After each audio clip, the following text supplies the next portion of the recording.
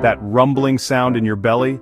It has a name: borborygmi. Your digestive system constantly moves food, gas, and fluids along using muscle contractions called peristalsis. When your stomach and intestines are mostly empty, those contractions are louder, and the sound travels.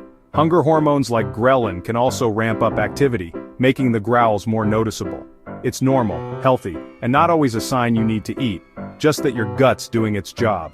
Gen Info, feeding you facts, not just snacks.